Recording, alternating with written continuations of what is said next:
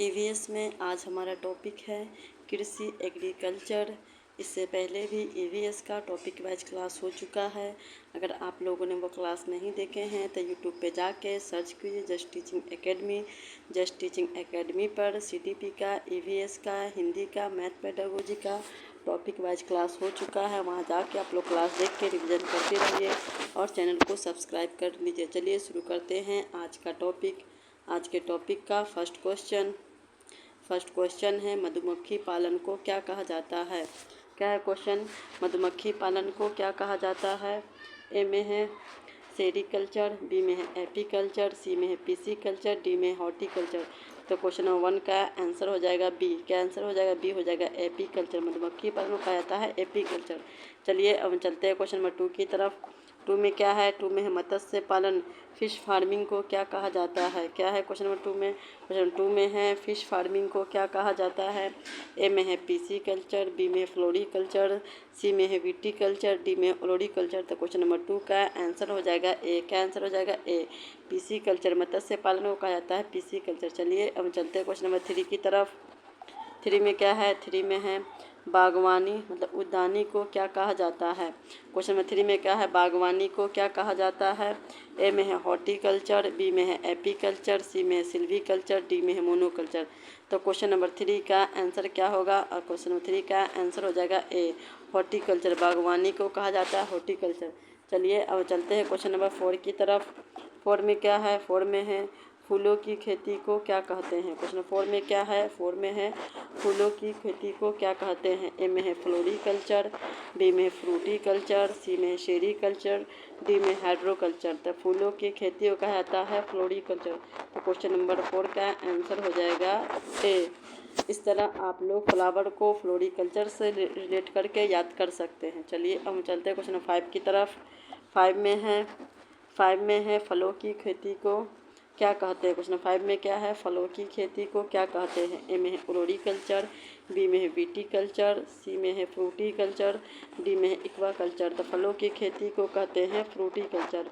Fruit को आप लोग फ्रूटी से रिलेट करके याद कर लीजिएगा। फ्रूटीकल्चर कहा जाता है फलों की खेती को, फ्रूटीकल्चर कहा जाता है। चलिए अब चलते हैं क्वेश्चन नंबर 6 की तरफ।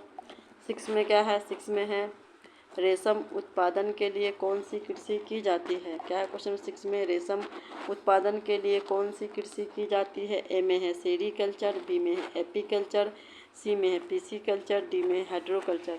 तो रेशम के उत्पादन के लिए जो कृषि की जाती है उसे कहा जाता है सेरीकल्चर। तो क्वेश्चन नंबर 6 का आंसर हो जाएगा ए। क्या आंसर होगा? ए होगा। चलिए अब हम चलते हैं क्वेश्चन नंबर 7 की तरफ। 7 में क्या है? 7 में है केचुआ पालन को क्या कहते हैं। क्वेश्चन नंबर 7 में क्या है? केचुआ पालन को क्या कहते हैं। ए में है वर्मी कल्चर, बी में है मोरी कल्चर, सी में है विटीकल्चर, डी में है एक्वाकल्चर।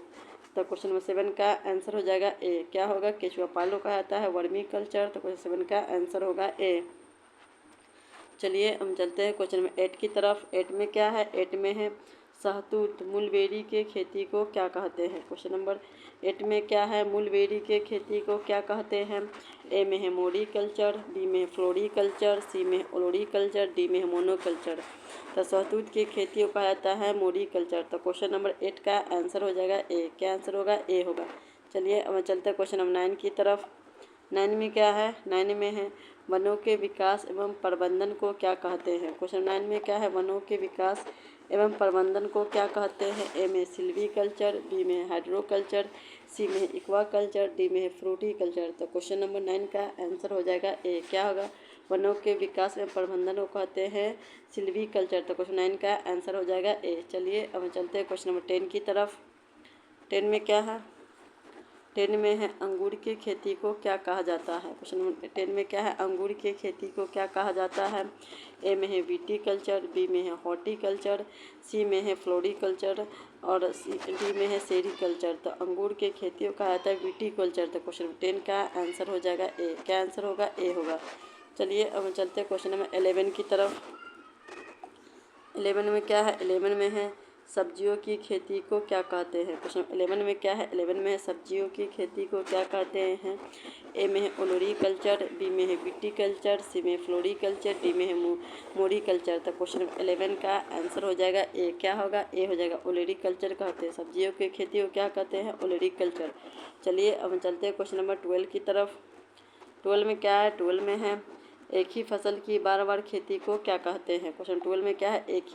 एक ही फसल की बार बार खेती को क्या कहते हैं? ए में है एक्वाकल्चर, बी में है मोनोकल्चर, सी में है हाइड्रोकल्चर, डी में पीसीकल्चर।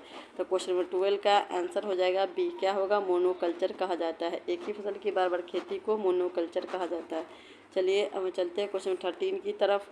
13 में क्या है? 13 में है समुद्र में समुद्री जीवों की खेती को क्या कहते हैं? क्वेश्चन नंबर 13 में क्या है? समुद्र में समुद्री जीवों की खेती को क्या कहते हैं? ए में है मेरीन कल्चर, बी में सिल्वी कल्चर, सी में है वर्मी कल्चर, डी में फ्लोरी कल्चर। तो क्वेश्चन नंबर 13 का आंसर हो जाएगा ए। क्या आंसर? ए होगा। समुद्र में समुद्री जीवों की खेती को कहा जाता है मेरीन कल्चर। क्वेश्चन 13 का आंसर हो जाएगा ए। चलिए अब हम चलते हैं क्वेश्चन 14 की तरफ। 14 में क्या है? 14 में है बिना मिट्टी के पानी में खेती करने को क्या कहते हैं? क्या है? क्वेश्चन नंबर 14 का आंसर क्वेश्चन नंबर 14 में क्या है?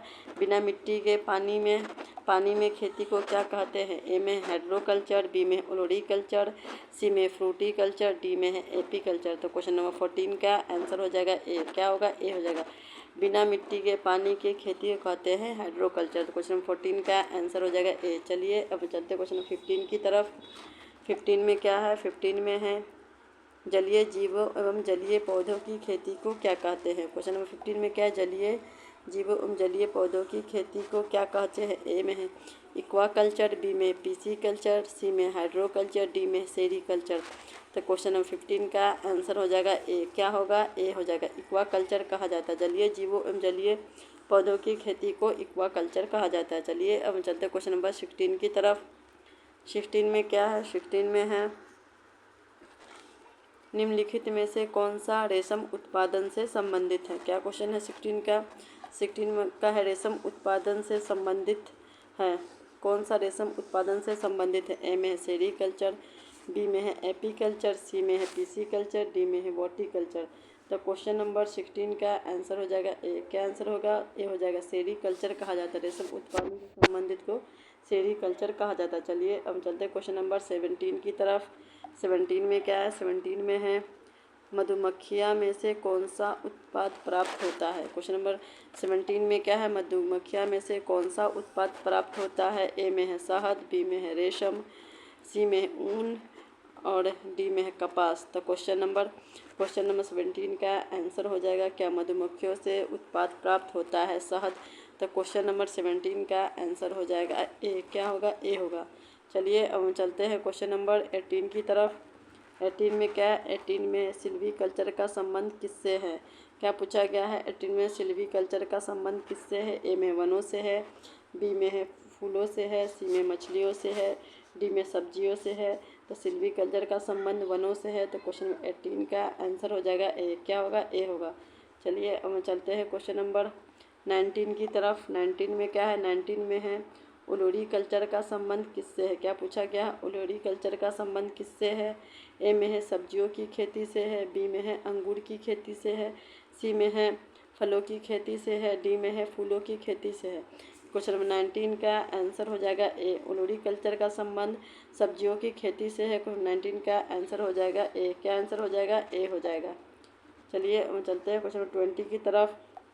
20 में क्या है? 20 में है सीडेड में एपीकल्चर का सही अर्थ क्या है? क्या पूछा गया है? सीडेड में एपीकल्चर का सही अर्थ क्या है? ए में है मधुमक्खी पालन, बी में मत्स्य पालन, सी में रेशम कीट पालन, डी में वानिकल्चर।